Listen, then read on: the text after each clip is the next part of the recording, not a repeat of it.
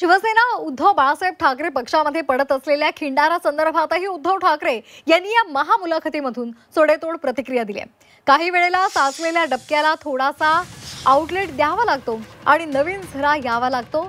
जेव्हा लोक स्वतःहून जातात आणि त्याची जागा दुसरा घेतो तेव्हा बरं वाटतं की चला एक बला गेली, असं उद्धव ठाकरे यांनी आपल्या मुलाखतीमध्ये म्हटलेलं आहे।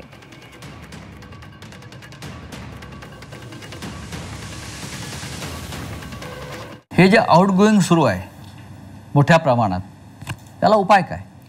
काही वेळेला साचलेल्या डबक्याला थोडंसं एक आउटलेट द्यावं लागतं आणि नवीन झरा यावा लागतो।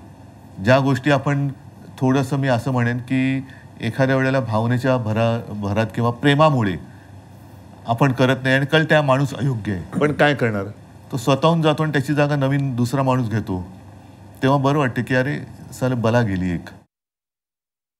देशाच्या एकाधिकारशाहीकडे वाटचाल सुरू आहे। उद्धव ठाकरे यांनी वन नेशन वन इलेक्शनवर टीका केली आणि यापुढे वन नेशन नो इलेक्शन करण्याची रणनीती आखण्यात आल्याचं सुद्धा त्यांनी म्हटलेलं आहे।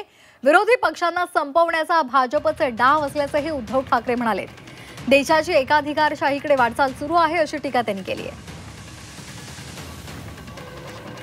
लादलं जात आहे ह्यांची संपूर्ण वाटचाली एकाधिकारशाहीकडे चाललेली, हुकुमशाहीकडे चाललेली आहे। सगळं पहिलं आम्हालाही गोंडस वाटलं होतं, कारण तेव्हा काश्मीरमध्ये काय त्याला वेगळे पंतप्रधान वगैरे असे ते एक शब्द होता, त्याच्यामुळे आम्ही सुद्धा त्या एका बहकाव्यात आलो।